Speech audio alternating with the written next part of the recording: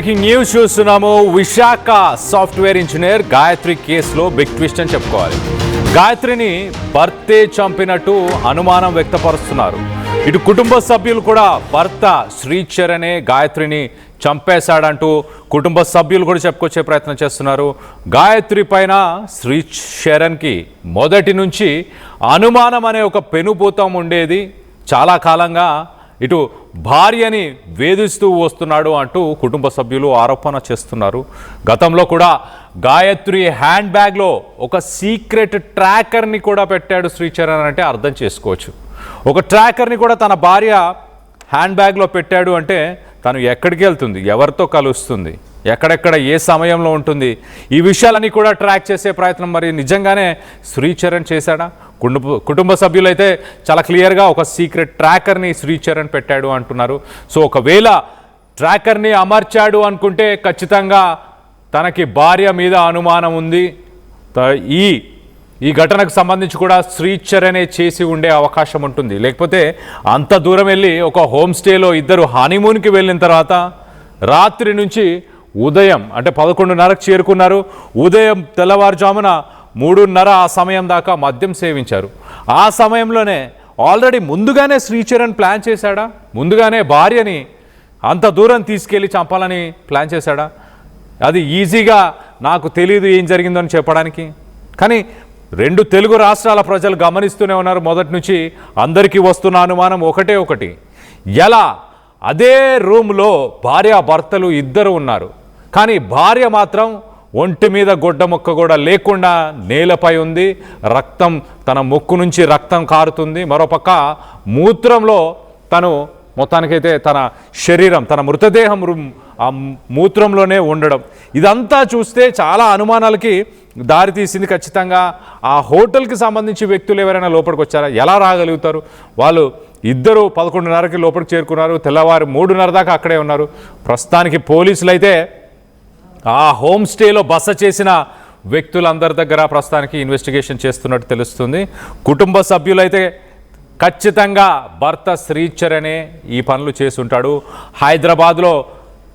హైదరాబాద్లో మరి తను వర్క్ చేస్తున్న సమయంలో అనుమానంతో గాయత్రిని మరి శ్రీచరణ్ వేధించేవాడంటూ కూడా కుటుంబ సభ్యులు చెప్పుకొస్తున్నారు. ఇంత అనుమానాలుండి, ఇంత అపోహలుండి మరి ఎందుకు తనని చంపాల్సిన అవసరం ఉంది? నచ్చకపోతే విడాకులు తీసుకొని ఎవరి దారిన వారు పోవచ్చు కదా. 7 నెలలే పెళ్ళయి 7 నెలలు. సాధారణంగా పెళ్ళైన తర్వాత ఎవరైనా హనీమూన్ పీరియడ్ అంటారు. ఒక 6 నెలలు, ఓ మొదటి సంవత్సరం మొత్తాన్ని కూడా కొత్త పెళ్లి కొడుకు, కొత్త పెళ్లి కూతురుగానే పరిగణిస్తుంటారు. అలాంటిది పెళ్ళై 7 నెలలు గడవక ముందే భార్యని మరి చంపేసే ప్రయత్నం శ్రీచరణ్ చేశాడా? కుటుంబ సభ్యులైతే చాలా క్లియర్గా ఇది భర్త పనే, మొదటి నుంచి నా అనుమానం ఉంది అంటూ కుటుంబ సభ్యులు చెప్తున్నారు. గాయత్రిని శ్రీచరణ్ వేధించాడంటూ కూడా ఫ్యామిలీ మెంబర్స్ చెప్పుకొచ్చే ప్రయత్నం చేస్తున్నారు. హనీమూన్ కోసం శ్రీచరణ్తో మరి ముస్సరి వెళ్ళిన తర్వాత గాయత్రిని ఆ హోటల్లోనే అనుమానాస్పద దుస్థితిలో గాయత్రి మృతి చెందింది అంటూ తను కుటుంబ సభ్యులకు, స్థానికంగా ఉన్న పోలీసులకి, అలాగే ఆ హోమ్ స్టేలో ఉన్న స్టాఫ్కి వీళ్ళందరికీ ఇంటిమేషన్ ఇచ్చాడు. శ్రీచరణ్ని ప్రస్తుతానికి అరెస్ట్ చేయాలంటూ గాయత్రి ఫ్యామిలీ మెంబర్స్ ప్రధానంగా డిమాండ్ చేస్తున్నారు. దీనికి సంబంధించి ఒకసారి మరింత అప్డేట్ కూడా తీసుకునే ప్రయత్నం చేద్దాం. మా ప్రతినిధి రామచందర్ అందుబాటులో ఉన్నారు. రామచందర్తో మాట్లాడి తెలుసుకునే ప్రయత్నం చేద్దాం. రామచందర్ రావు, గాయత్రిని శ్రీచరణే చంపాడంటూ కుటుంబ సభ్యులు ఆరోపిస్తున్నారా? మరి గతంలో ట్రాకర్ పెట్టారు తన బ్యాగ్లో అంటూ కూడా ఆరోపణ చేస్తున్నారు. అంటే మరి చనిపోయిన వెంటనే ఫ్యామిలీ మెంబర్స్ ఈ విషయాలు చెప్పే ప్రయత్నం చేశారా, లేకపోతే అందరూ ఉత్తరాఖండ్కి వెళ్ళే ప్రయత్నం చేశారా? రామచందర్,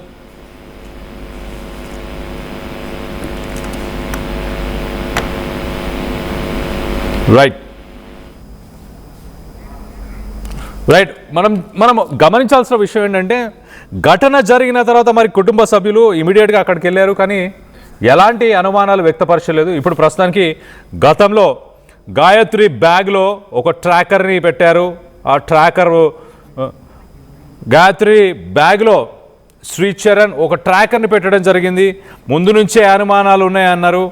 అందుకే భర్త శ్రీచరణ్ పైనే ప్రస్తుతానికి మేము అనుమానం వ్యక్తపరుస్తున్నాం అంటూ ఫ్యామిలీ మెంబర్స్ చెప్తున్నారు.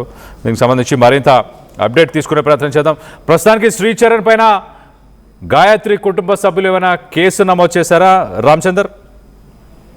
ఇంకా నమోదు చేయలేదు. మరి కాసేపట్లో దీనిపై విశాఖ సిటీ పోలీస్ కమిషన్ ని కలిసే ప్రయత్నం చేస్తున్నారు.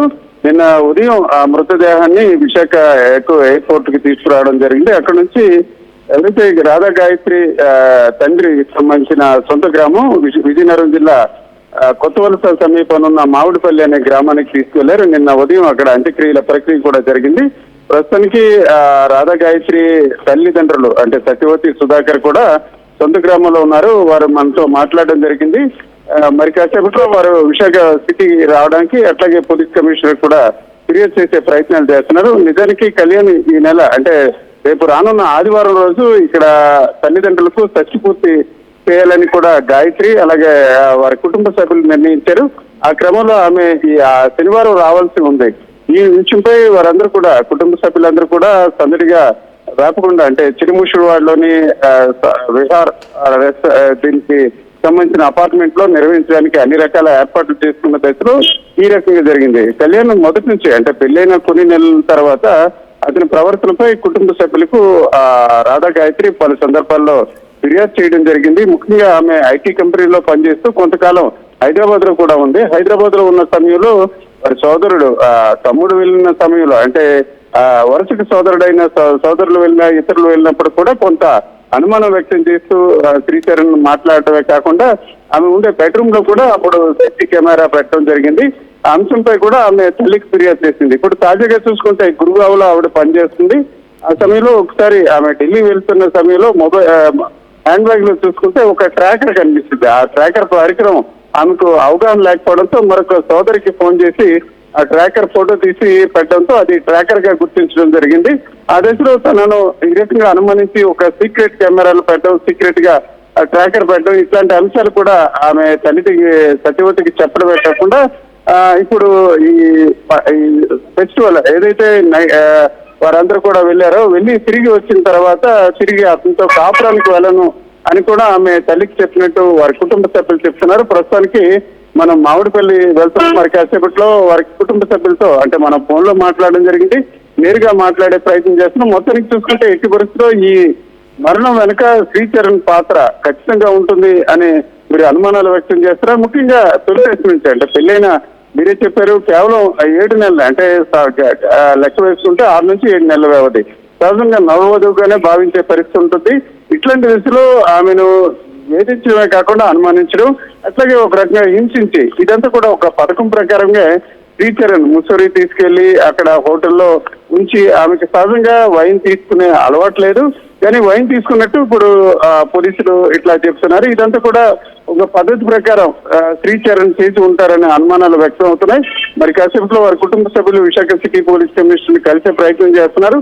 అట్లాగే వారి అంత్యక్రియలు నిన్నే పూర్తయ్యాయి. మామిడిపల్లి గ్రామస్తులంతా కూడా తీవ్ర ఆగ్రహం కూడా వ్యక్తం చేస్తున్న పరిస్థితి. శ్రీచరణ్ పై ఎట్టి పరిస్థితులు కేసు పెట్టడమే కాకుండా అతనిపై కఠిన చర్యలు తీసుకోవాలని కూడా డిమాండ్ చేస్తున్న పరిస్థితి. మొత్తానికి ఒక భార్య మరణం వేరే కోణంలో మలిచే ప్రయత్నం శ్రీచరణ్ చేశాడని వీరంతా కూడా ప్రగాఢ నమ్మడమే కాకుండా ఆరోపణలు చేస్తున్న వాతావరణం మనకు కనిపిస్తుంది. కళ్యాణ్ రైట్ రామచందర్, ఇక్కడ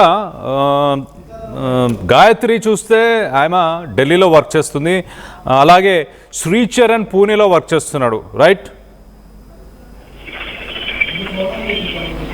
రామచందర్? వీరిద్దరూ వేరు వేరు ప్రాంతాల్లో అయితే వీరు ఎక్కడైనా కలిసి బతకడం అలా అంటే వీళ్ళిద్దరు కలిసి ఉండడం ఏమైనా జరిగిందా, లేకపోతే మధ్యలో కలుస్తుండే వీళ్ళ సంసారం ఎలా నడుస్తుండేది?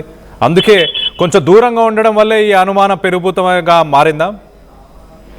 కళ్యాణ్ సహజంగా ఇప్పుడున్న పరిస్థితులు సామాజిక పరిస్థితులు కావచ్చు, ఉద్యోగ పరిస్థితుల నేపథ్యాన్ని చాలా మంది భార్యాభర్తలు దూరంగా ఉండడం, కొంతకాలం దూరం ఉన్న తర్వాత బదిలీలు ఇతర వ్యవహారాల నేపథ్యాన్ని కలిసి ఉండే పరిస్థితి ఉంటుంది. నవంబర్ నెలలోనే వివాహం జరిగింది. ఇది జూన్ నెల అంటే కేవలం 6 నెలల వ్యవధిలోనే. అంటే కొంతకాలం పాటు హైదరాబాద్ లోని గది తీసుకుని వారు ఉండేవారు. అప్పుడప్పుడు కూడా పూణేలో పనిచేస్తున్న శ్రీచరణ్ వెళ్తుండేవాడు.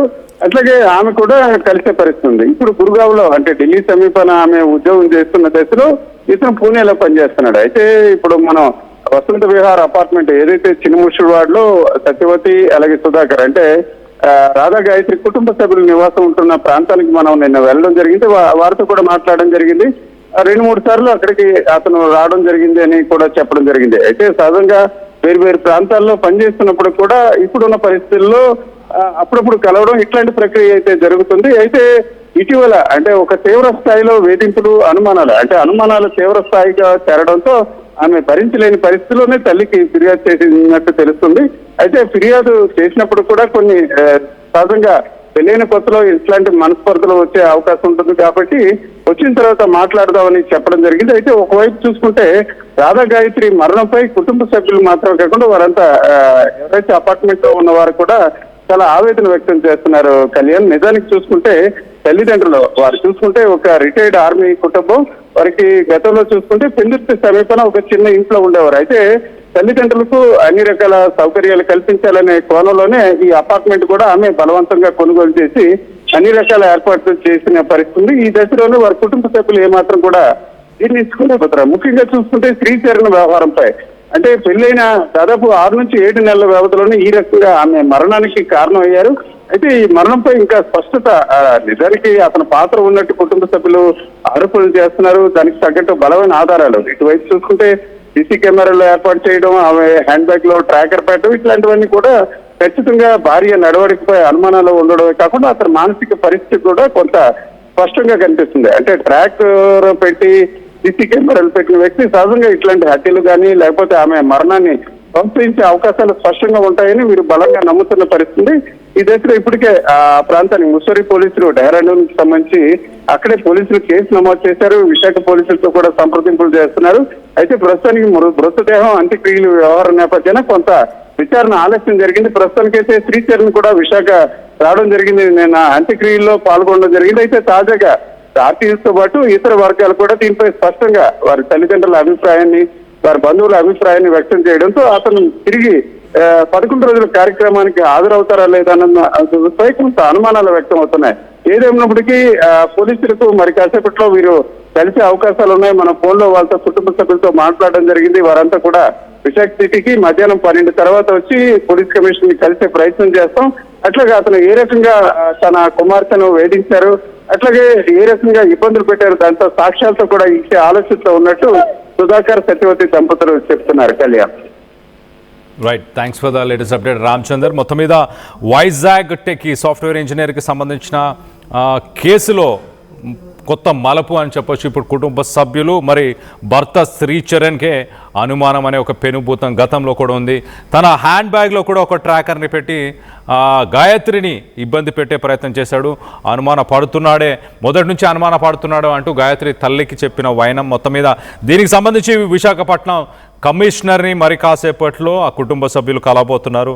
మరి శ్రీచరణ్ పైన కంప్లైంట్ చేయబోతున్నారా? ఈ ఘటనకు సంబంధించి మీరేమనుకుంటున్నారా? ఆ రూమ్లో ఏం జరిగి ఉంటుంది? ఖచ్చితంగా ఇద్దరు హనీమూన్కి వెళ్ళారు. మరి 11:30 నుంచి ఉదయం 3:30 దాకా ఇద్దరు కలిసే ఉన్నారు. మద్యం సేవించడం జరిగింది. ఇదంతా జరిగిన తర్వాత మరి శ్రీచరణే గాయత్రిని ఏమైనా చేశాడా? కుటుంబ సభ్యులైతే శ్రీచరణే గాయత్రిని ఖచ్చితంగా తను చంపేశాడు అంటూ కుటుంబ సభ్యులు ఆరోపణ చేస్తున్నారు. మరి మూడో వ్యక్తి ప్రమేయం ఏమైనా ఉందని మీరు భావిస్తున్నారా? దీనికి సంబంధించి మీ అభిప్రాయం ఏంటనేది కింద కామెంట్ రూపంలో తెలియపరచండి.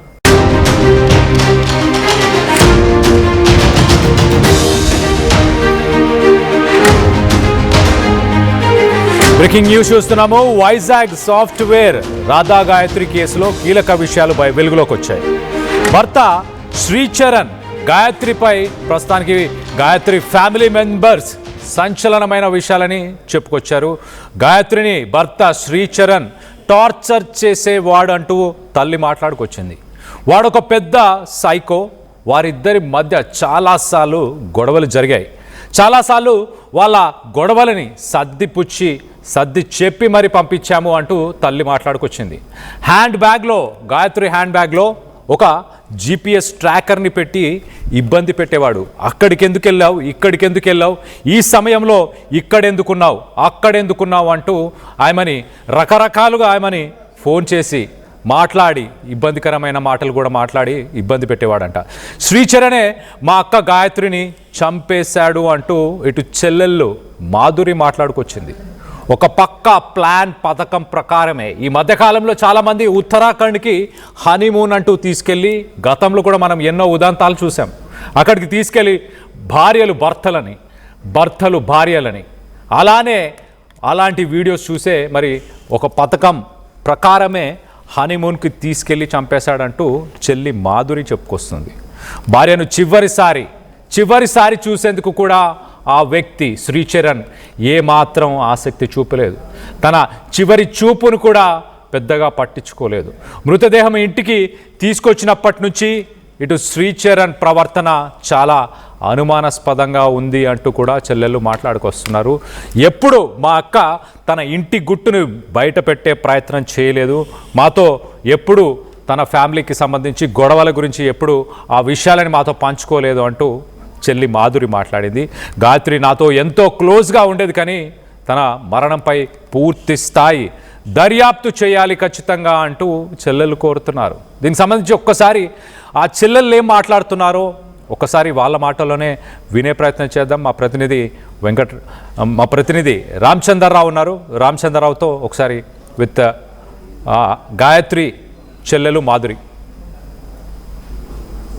లోని చిన్నముసిడివాడలో నివాసం ఉంటున్న రాధా గాయత్రి అనే ఐటీ ఉద్యోగిని ముస్సోరి వద్ద అనుమానాస్పద స్థితిలో మృతి చెందారు.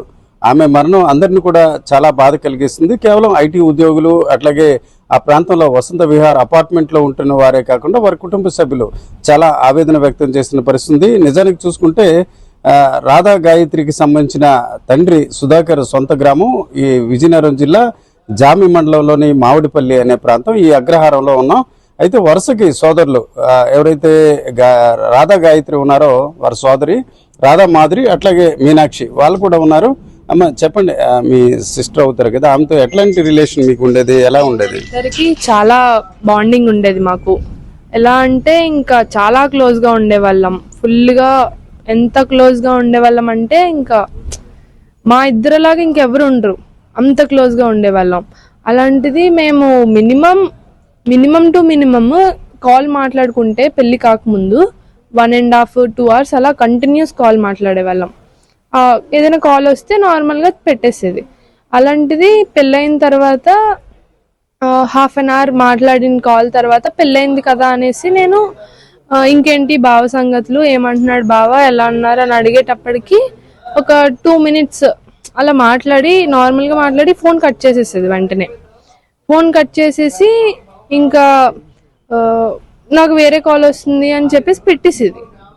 అది మేము ఇంకా ఏం అలా ఆ థాట్ రాదు కదా ఇలా ఉంటది అనేసి. ఇంకా అలా మీరు ఒక సిస్టరే కాకుండా చాలా ఫ్రెండ్లీగా, అంటే మీ మాటలు బట్టి అట్లా అనిపిస్తుంది. ఎప్పుడైనా ఈ మ్యారేజ్ శ్రీచరణ్ వ్యవహారం గురించి, అంటే మీ బావగారు అవుతారు కదా న్యాచురల్ గా, అట్లాగే ఎప్పుడైనా ఏం చెప్పేది బాగున్నారు అట్లాగా చెప్పేది కాదు, బానే ఉండేవారు నాతో, ఇద్దరం బాగున్నాం అనే చెప్పేది. చాలా బాగా చూసుకుంటాడు అనే చెప్పేది నాకు కూడా. సరే బాగా చూసుకుంటున్నాడు కదా అనేసి నేను ఇంకా ఏ డీటెయిల్స్ అడగలేదు. ఓకే, ఇన్సిడెంట్ జరిగాక ఏమనిపిస్తుందమ్మా మీకు? ఎప్పుడైనా మీ సిస్టర్ ఇట్లాగా ఇష్యూస్ అట్లాగా ఏమన్నా తెలుసా? అడిగిన తర్వాత మేము ఫస్ట్ అనుకోలేదు, మాకు విషయం ఇలా ఇవన్నీ తెలిసిన తర్వాత అప్పుడు మేము అడుగుతున్న క్వశ్చన్స్కి ఏ క్వశ్చన్స్కి ఆన్సర్ చేయట్లేదు. ఫస్ట్ థింగ్ మా అతను బావగారు ఆన్సర్ చేయట్లేదు. ఏ క్వశ్చన్ అడుగుతున్నా చాలా సైలెంట్గా ఉండిపోతున్నారు, ఆన్సర్ చేయట్లేదు. అండ్ ఇంకా అంటే ఇప్పుడు ఫస్ట్ మేము అడిగాం, ఇక్కడికి వాళ్ళు రాగానే మేము అడిగాం, 11:30కి చెక్ ఇన్ అయ్యాం. అక్కడ 11:30కి చెక్ ఇన్ అయ్యాక సైన్ చేశాను అన్నారు. ఆ తర్వాత ఈవినింగ్ అడిగేటప్పటికి చెక్ ఇన్ అయ్యాం కానీ సైన్ చేసినట్టు గుర్తులేదు అని అడిగి. అంటే ఇన్ జనరల్గా ఏ రూమ్లో దిగినా, ఎక్కడ రూమ్లో దిగినా, హోటల్లో దిగినా వాళ్ళు చెక్ ఇన్ అయ్యాక సైన్ కంపల్సరీ తీసుకుంటారు. అది 11:30కి చెక్ ఇన్ అయ్యాం కానీ సైన్ చేయలేదని గుర్తులేదనేసి అంటున్నాడు. రేపు మార్నింగ్ పెడతాను అంటున్నాడు. ఓకే అమ్మ, నిన్న అతను శ్రీచరణ్ ఇక్కడ వచ్చుంటారు కదా మీ మామిడిపల్లి అంత్యక్రియలో అట్లాగా, అప్పుడు మీరు మాట్లాడారా? అదే మేము మాట్లాడి అడుగుతున్నారు మా పెద్దవాళ్ళందరూ, మావయ్యలు అందరూ అడుగుతుంటే నో ఆన్సర్. జస్ట్ అలా కూర్చుని స్టోన్ ఎలా కూర్చుంటది ఆ స్టోన్ లా కూర్చున్నారు అంతే అతను. అండ్ ఇక్కడ వచ్చినా కూడా అక్కడ వైఫ్ చనిపోయి ఉన్నది, కార్యక్రమం అవుతుంది అక్కడ, అవుతున్నా కూడా అక్కడ కార్యక్రమం అవుతున్నా ఇక్కడికి వచ్చి కూర్చుని నేను ఒకసారి నా భార్యను చూస్తాను అని నన్ను ఒకసారి పంపించండి, నేను చూసి మళ్ళీ ఇక్కడికే వస్తానని ఆ మాట అనలేదు అతను. ఆ మాట ఒక్కసారి కూడా అనలేదు. కనీసం కళ్ళల్లో నుంచి నీళ్లు ఒక్క చుక్క బయటికి రాలేదు. మాకు తెలిసింది ఏంటంటే ఇంకా అతను బాధ లేదు, రిగ్రెట్ ఫీల్ లేదు, ఏం లేదు అతనికి అసలు. అక్కడ భార్య చనిపోయి అక్కడ ఉన్నది వెళ్ళిపోతుంది, లాస్ట్ చూసుకుందాం అని అది కూడా లేదు అతనికి. ఓకే, మరి ఏమనుకుంటున్నారమ్మా ఇప్పుడు ఈ విషయం మీద? ఏమైనా ప్రభుత్వం నుంచి కావచ్చు, లేకపోతే ఈ సమాజం నుంచి ఏం ఆశిస్తున్నారు? ఆ అబ్బాయికి ఇప్పుడు తినకి ఏం జరిగిందో అదే అబ్బాయికి కూడా జరగాలని మేము కోరుకుంటున్నాం, చాలా గట్టిగా స్ట్రాంగ్ గా. అంటే చంపిస్తుంటారు, లేకపోతే ఆ చంపడం వెనక అతను ఆవిడ మృతి వెనక కారణం ఏమైనా అనిపిస్తుందా? అతనే కారణం, మొత్తం అతనే చేశారు, ప్రీ ప్లాన్డ్ అనే అనిపిస్తుంది మాకు, అంతా ప్రీ ప్లాన్డ్. ఓకే, ఎలా పెళ్లికి కూడా మీరు అటెండ్ అయ్యి ఉంటారు కదమ్మా? మేమే చేసాం పెళ్లి మేమే చేసాము. మాధురి నువ్వు లేకపోతే పెళ్ళే అయ్యి ఉండేది కాదు ఇంతలాగా. పెళ్లి టైంలో కూడా మా వాళ్ళకి కొంచెం హెల్త్ బాగోలేదు అనమాట, పెద్దవాళ్ళు, మా అమ్మగారికి తాతగారికి హెల్త్ బాగోకపోయి వాళ్ళని ఒక పక్క తిని చూసుకుంటుంది వాళ్ళని, ఒక పక్క నుంచి నేను పెళ్లి ఇవన్నీ చూసుకుంటున్నాను. అక్కడ ఏంటేంటి కావాలి అందరినీ రిసీవ్ చేసుకోవడం అంతా నేనే చూసుకున్నాను, నేను మా వాళ్ళందరూ. ఆ పెళ్ళైన తర్వాత చెప్పింది నువ్వు లేకపోతే ఇలా అయ్యి ఉండేది కాదు ఇంతలాగా అనేసి. అంటే అమ్మా ఇప్పుడు అన్నవరం సత్యనారాయణ వ్రతం అట్లాంటి ప్లాన్ ఉంది అని అంటున్నారు ఈ సండే అట్లాగా. మా పెద్దనాన్న బర్త్డే, చిన్న పెద్దనాన్న అదే రాధా గాయత్రి వాళ్ళ అతని బర్త్డే రేపు. సో మా 60 years వస్తాయి మాకు. ఇది ఉంటది కదా షష్ఠి పూర్తి, అది అచ్చి రాదు మాకు. సో ఇంకా ఆ అబ్బాయి అన్నాడు చేద్దాము షష్ఠి పూర్తి మావయ్య గారికి అనేసి, అది మాకు అచ్చి రాదు. సో అందుకు వ్రతం లాంటిది చేసుకుందాం, కొత్త ఇల్లు తీసుకున్నాం. ఆ ఇంట్లో వ్రతం అంటే మాకు 2nd అయ్యింది, October 2 దసరా. ఆ రోజే ఇంట్లో దిగడం, తర్వాత రోజే ఎంగేజ్మెంట్.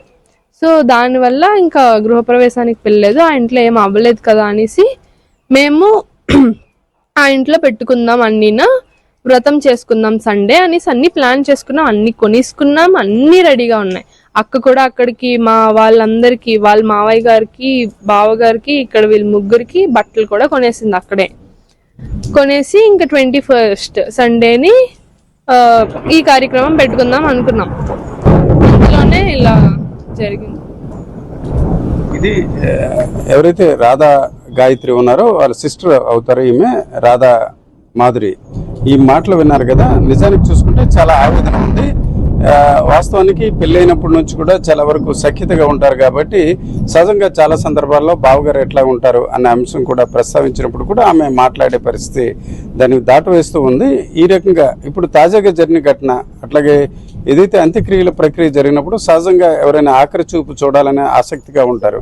కానీ ఈరోజు చూసుకుంటే శ్రీచరణ్ అట్లాంటి ప్రయత్నాలు చేయలేదు. ఖచ్చితంగా ఈ మరణం వెనక ఆయన హస్తం ఉంటుందనే నమ్మకం ఉంది. అట్లాగే దీనిపై కూడా చర్యలు తీసుకోవాలని కోరుతున్న వాతావరణం మనకు కనిపిస్తుంది. కెమెరా పర్సన్ తిరుపతితో రామచంద్రరావు, RTV, మామిడిపల్లి. చెల్లి మాధురి మాట్లాడుతూ చాలా క్లియర్గా, మా అక్క గాయత్రి నాతో చాలా క్లోజ్గా ఉండేది. గతంలో మేము ఫోన్లు మాట్లాడితే గంటన్నర, కొన్ని గంటల పాటు ఫోన్లు మాట్లాడే వాళ్ళం, అంత క్లోజ్ ఉండేది. కానీ పెళ్ళైన తర్వాత ఎప్పుడు కాల్ చేసినా కొంచెం బిజీగా ఉన్నాను, ఇంకొక ఫోన్ కాల్ వస్తుంది అంటూ 1 నిమిషం 2 నిమిషాల కంటే ఎక్కువసేపు మాతో మాట్లాడేది కాదు. అంటే అప్పుడు గాయత్రి సైకలాజికల్గా ఒక ప్రెషర్లో ఉండేదా? ఎందుకు పెళ్ళి కంటే ముందు గంటలు చెల్లితోని మాట్లాడడానికి సమయం దొరికేది, కానీ పెళ్ళి తర్వాత తన సైకలాజికల్ సిట్యువేషన్ సరిగ్గా, మానసిక పరిస్థితులు సరిగ్గా లేకపోవడమా? శ్రీచరణ్ ఒక పక్కన టార్చర్ చేస్తూ, తనని అనుమానిస్తూ, తన బ్యాగ్లో ఒక ట్రాకర్ని పెట్టడం, అలాగే చనిపోయిన తర్వాత కూడా ఈవెన్ వాళ్ళ బావ, మాధురి చెప్తున్న మాటల్లో, మా బావ మరి 11:30కి మేము హోమ్ స్టేకి వెళ్ళాము, అక్కడ సంతకం చేశాము అని చెప్పి మొదట చెప్పాడంట. తర్వాత ఆ సంతకం చేశానా నాకు గుర్తులేదు, నేను చేయలేదు అనుకుంటా అంటున్నాను. సాధారణంగా మాధురి వాళ్ళ చెల్లి మాధురి చెప్పినట్టే యాస్టిస్గా ఎక్కడికి హోటల్స్కి వెళ్ళినా, హోమ్ స్టేస్కి వెళ్ళినా, ఎక్కడికి వెళ్ళినా ముఖ్యంగా Aadhaar card, address proofs, ID proofs ఇవన్నీ తీసుకుంటారు. దాంతోపాటు వాళ్ళ డీటెయిల్స్ అన్నీ కూడా భద్రపరచుకునే ప్రయత్నం చేస్తారు, సిగ్నేచర్స్ తీసుకుంటారు. ఇవన్నీ ఒక ప్రొసీజర్ని ఫాలో చేస్తారు, ఆన్లైన్ కావచ్చు లేకపోతే ఆఫ్లైన్ కావచ్చు. ఈ ప్రొసీజర్ కూడా ఫాలో అయ్యారా లేదా అంటే దాంట్లో ముందొక మాట తర్వాత ఒక మాట శ్రీచరణ్ చెప్పే ప్రయత్నం చేశాడంట. మరోపక్కన మాధురి ఇంకా ఏమి ఆరోపిస్తుంది అని అంటే, భార్య చనిపోయి ఆఖరి క్షణాలు ఇంకా అంత్యక్రియలు చేస్తున్నారన్న సమయానికి కూడా మా అక్కని చూడాలన్న మాట మాట్లాడలేదు, ఒక్క చుక్క కన్నీరు కూడా కార్చలేదు ఇప్పటిదాకా మా బావ శ్రీచరణ్ అంటూ కూడా మాధురి చెప్పుకొచ్చే ప్రయత్నం చేస్తుంది. సో మొత్తం మీద మరి శ్రీచరణ్ వైఖరి, శ్రీచరణ్ మాట్లాడిన మాటలు, జరిగిన ఘటన ఇవన్నీ చూస్తే చాలా అనుమానాలు అయితే ఖచ్చితంగా వ్యక్తపరుస్తున్నారు పోలీసులు. మరి ఇవాళ విశాఖపట్నంలో ఉన్న కమిషనర్ ఆఫీస్లో ఇటు గాయత్రి తల్లిదండ్రులు వెళ్ళి కమిషనర్ని కలిసే ప్రయత్నం కూడా చేస్తామని చెప్తున్నారు.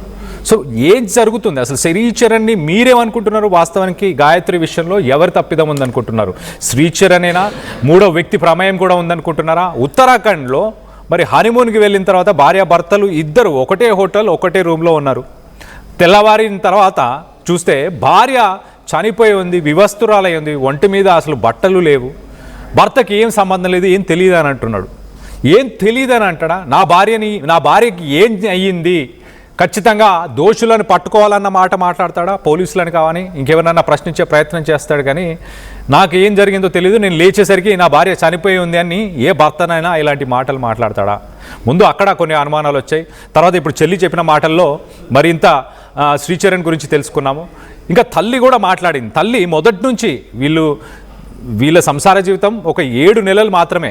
మామూలుగా సాధారణంగా ఒక హనీమూన్ పీరియడ్ అని చెప్పొచ్చు, ఆ 6 మంత్స్ని కానీ 1 ఇయర్ని కానీ ఆ 7 మంత్స్లోనే చాలా గొడవలు జరిగాయి.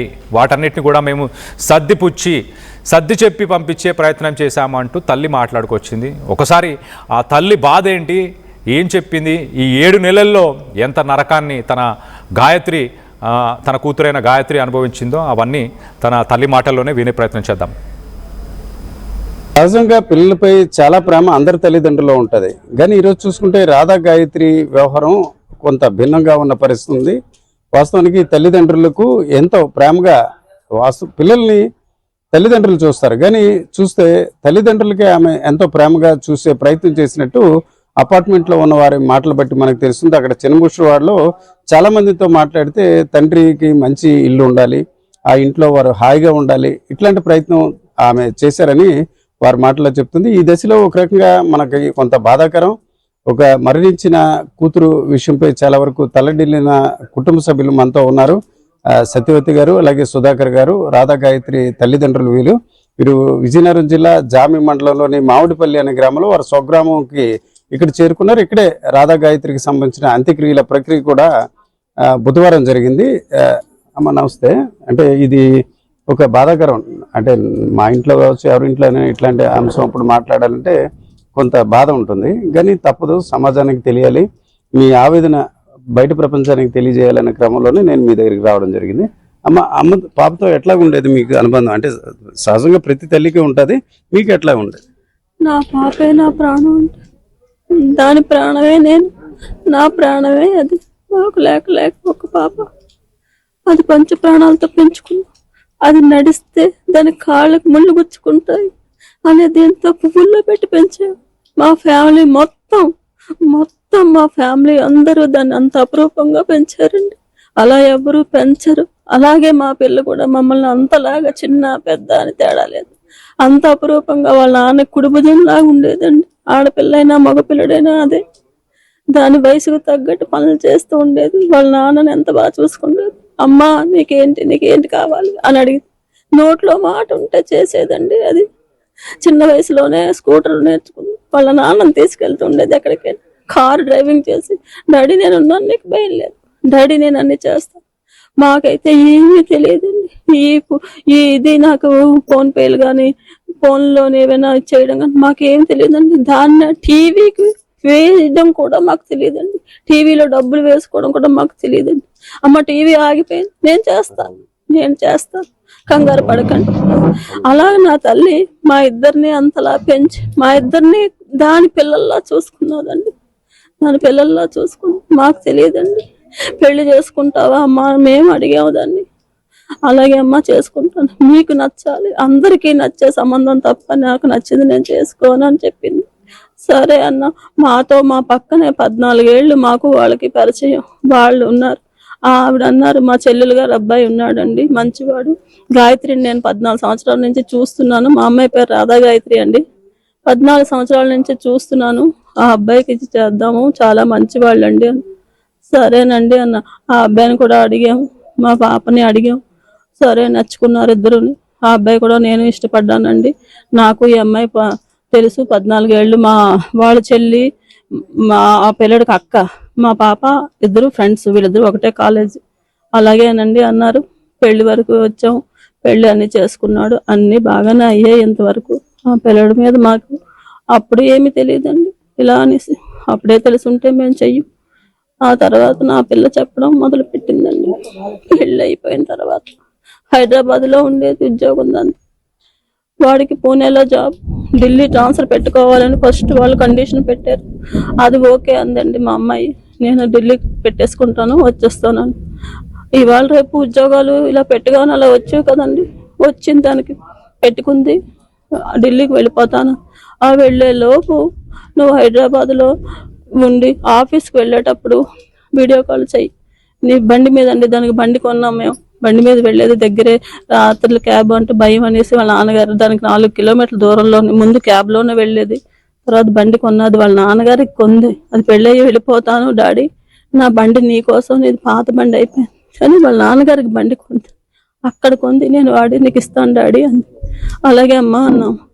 అంతే. ఆ బండి మీద వెళ్తూ ఉంటే వీడియో కాల్ చేసి, పెళ్ళైన తర్వాత అనుమానం పెడకూడదు కదండి, నీ వెనకాతలు ఎవడున్నాడు, ముందు ఎవడున్నాడు అడిగేవాడు. బండి మీద వెళ్ళేటప్పుడు ఏంటి ఈ పిల్లడి బిహేవియర్ ఇలా ఉంటుందా అనుకునేది నా కూతురు. అంతే.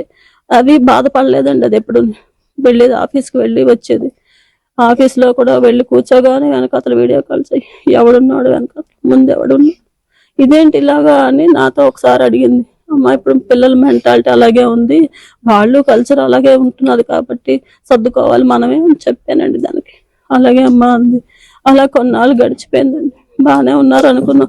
ఆ అబ్బాయి అక్కడ ఇది ఇక్కడే ఉండేవారు తప్ప వాళ్ళిద్దరూ కలిసి 10 రోజులు కూడా ఎప్పుడు లేరండి. వాళ్ళకి ఆఫీసు, దీనికి ఆఫీసు, వెళ్ళలేదు, ఎక్కడ ఉండలేదు. ఢిల్లీ వెళ్ళారు, 15 రోజులు ఉన్నారు, అంతే, అయిపోయింది, వచ్చేసారు. ఆ తర్వాత ఒక రోజు ఏం చేసిందంటే మా మేనత్త గారికి చాలా సీరియస్గా ఉందని ఓ టెలిగ్రామ్ వచ్చింది, దానికి ఫోన్ వచ్చింది, తను మాతో వచ్చేసింది. దానికి ఆఫీస్ బ్యాగ్ అక్కడ వదిలేసి వచ్చేసిందండి.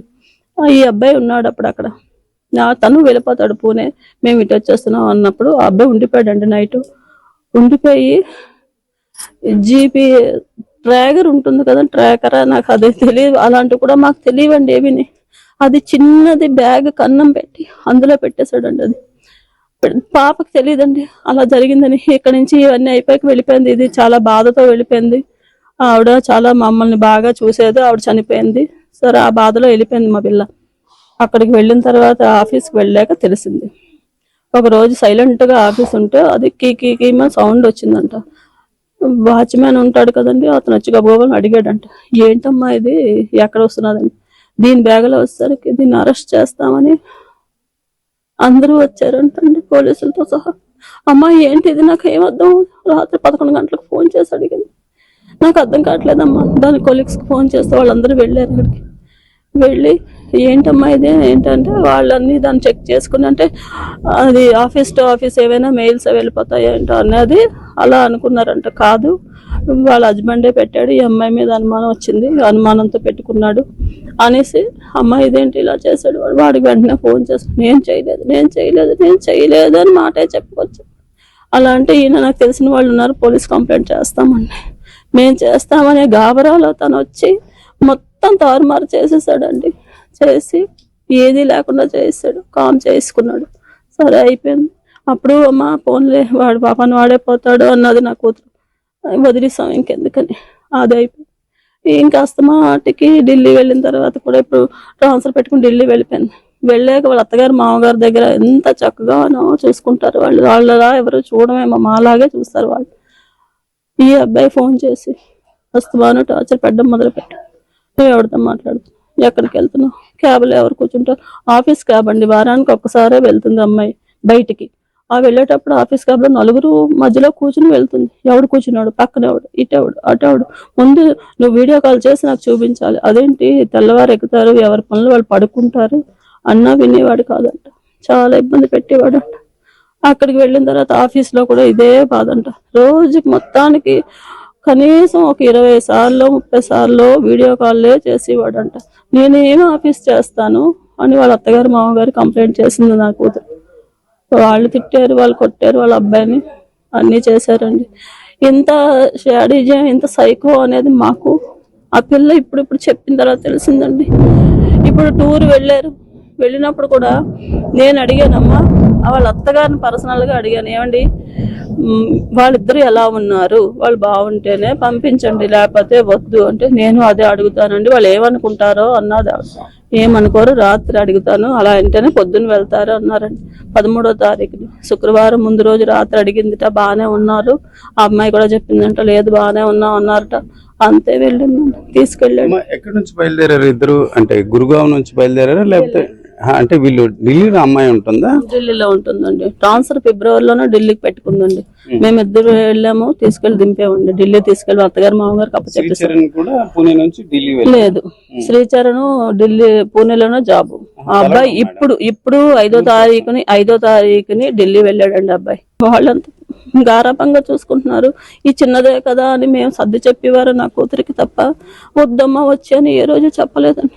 అది ఫైనల్ గా చెప్పడం ఏంటంటే, నిన్న రావాలండి నా కూతురు, నిన్న మా ఇంటికి రావాలి చెప్పింది. అమ్మా నేను వచ్చానంటే 2 నెలల వరకు హోమ్ తెచ్చుకుని వస్తాను, మీ అందరితోనే కూర్చొని మాట్లాడతానమ్మా, మాట్లాడి మీరు ఏ నిర్ణయం చెప్తే అదే తీసుకుంటాను అని చెప్పిందండి నా కూతురు. నాకు ఏమమ్మా నన్ను ఎందుకో నాకు అలా అనిపించింది, మేము వస్తాము అని. అంతే. ఈ మధ్యలో నా అబ్బాయి బర్త్డేకి వెళ్తున్నారు అని వాళ్ళ అత్తగారు చెప్పారు. వెళ్తున్నారు, బాగానే ఉన్నారా అండి అని అడిగాను. బాగున్నారండి అన్నారు ఆవిడని. ఏమీ లేదండి బాగానే ఉంటారు అన్నారు. వెళ్ళారు. అక్కడ ఏం జరిగిందో ఏమి వెళ్ళేటప్పుడు ఫోన్ చేసి నన్ను చూడకుండా ఒక్క నిమిషం ఉండదండి నా కూతురు, నాతో మాట్లాడకుండా. తెల్లవారింది అంటే దాని ఫోనే నాకు, నా ఫోన్ చేసేది లేకపోయినా అది చేసేస్తుంది, ఎక్కడున్నావు అని అడుగుతుంది. అలాంటిది చెప్పింది, అమ్మ ఇలా వెళ్తున్నాం చూడు అని చూపించింది పిల్లడిని, దాన్ని అత్తయ్య గారు వెళ్తున్నాం అని. అంత న్యాగ్గా అంత తెలివిగా చెప్పినప్పుడు మనం ఎలా తప్పుపడతాం అనుకున్నాం. అక్కడ తీసుకెళ్ళిన తర్వాత వాడు ఇలా చేస్తాడని అనుకోలేదండి. నా కూతుర్ని వాడే చంపేశాడు. ఇది మాత్రం నేను ఎక్కడ చెప్పమన్నా చెప్తాను. వాడంత శాడిస్ట్ అండి. వాడు అన్ని బాధలు పెట్టాడు, మానసికంగా బాధ పెట్టాడు అంతే. ఇంట్లో ఉండి కొట్టి తిట్టి బాధలు పెడితే పోను వేరే ఉంటాయి. ఈ ఫోన్లోనండి వాడికి వీడికి పరిచయం, వాడితోని వీడితోని అంటుకట్టేవాడంట. వాడితో నువ్వేం మాట్లాడు, నువ్వెందుకు ఇలా తయారయ్యావు, శుభ్రంగా పౌడర్ రాసుకుని బొట్టు పెట్టుకుని ఆఫీస్కి వెళ్ళేది. అమ్మ అలాంటి కూడా లేకుండా చేసేస్తున్నాడు అన్నది. ఎలా వెళ్తానమ్మా ఆఫీస్కి, నేను తయారయ్యి వెళ్ళకపోతే లిఫ్ట్కి రాసుకుని వెళ్తే నేను ఇంగ్లీష్ బాగా మాట్లాడతానమ్మా, అందుకోసం రాసుకుంటాను కానీ అందం కోసం కాదనేది నా కూతురు.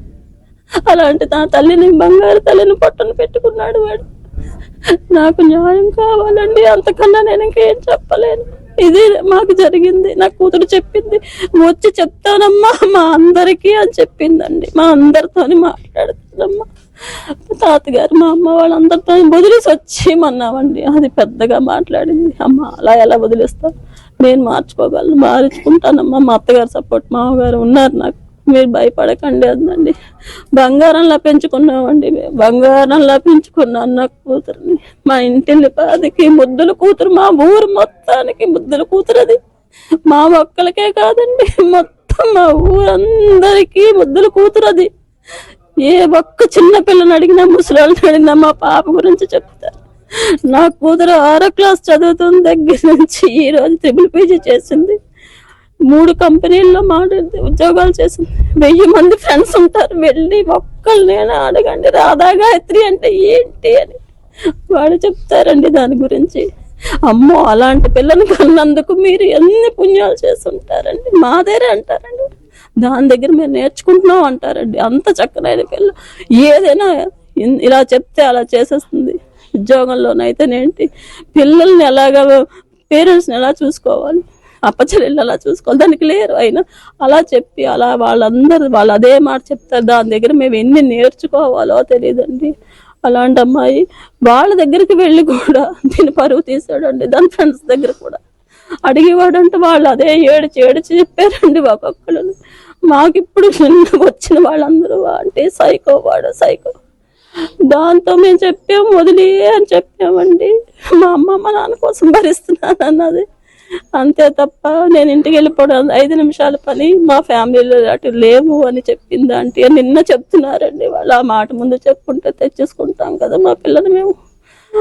నాకు ఇంత ఘోరం జరిగినందుకు అందరూ ఏం నిర్ణయం తీసుకుంటారా అన్నది భగవంతుడి మీద, మీ మీద వేస్తున్నాను. నా కూతురు అయితే ఏ తప్పు చెయ్యలేదు, అది డ్రింక్ చేస్తుంది, అలాంటివి అయితే దానికి ఆ స్పర్శే తెలియదండి. అలాంటి విషయాలు కూడా ఎప్పుడూ అందుకే అంటున్నాను, 1000 మంది ఫ్రెండ్స్ ఉంటారు, ఆ పిల్లల్ని ఒక్కళ్ళు అడిగినా చెప్తారు అమ్మాయి ఎలా ఆడితే అని. ఎప్పుడూ వెళ్ళేది కాదు, ఎక్కడికి వెళ్ళేది కాదు, పార్టీలకి వాటికి వెళ్ళినా స్టైల్గా వెళ్ళి ఫోటోలు తీసుకోవడానికి వెళ్ళి, దానికి ఫోటో పిచ్చి, చాలా పిచ్చి అండి. ఫోటోలు అంటే దానికి చాలా పిచ్చి. నన్ను ఇంటికి వచ్చి ఫోటో నాకు తయారు చేసి ఫోటో తీసేది, ఫోటోలు తీసుకుండేది. ఎక్కడికైనా వెళ్తే ఆ సీనరీ చూస్తే ఫోటో తీసుకుండేది. దానికి అంత ఫోటోలు పిచ్చి, అంతే తప్ప. ఇప్పుడు ఈ ఆదివారం మామూలుగా సత్యనారాయణ వ్రతం చేయాలని అట్లా అనుకున్నారు, అప్పుడు కూర్చొని మాట్లాడదాం అని అనుకున్నారా? పాప ఇట్లా చెప్పేసరికి ఎలాగే 18th నేను వస్తాను, వచ్చేటప్పుడు అందరితో మాట్లాడతాను అన్నది. అట్లాంటప్పుడు కొద్ది సార్ట్ అవుట్ అంటే విడాకులు అన్నది కాదు, అబ్బాయిని కూర్చోబెట్టి మాట్లాడేద్దాం అట్లాంటి ఆలోచనకు వచ్చారా మీరు? అవునండి, అంటే మేము అనుకున్నది, అమ్మాయి చెప్పింది నేను వస్తానమ్మా, 2 నెలలు వర్క్ ఫ్రమ్ హోమ్ పెట్టుకుని వస్తున్నాను, నేను 2 నెలల్లోని వాడి గురించి అన్నీ ఇంకా వివరంగా చెప్తాను, అప్పుడు మీరు ఏంటి నిర్ణయం తీసుకోమంటే అది తీసుకుందాం, అందరం కలిసి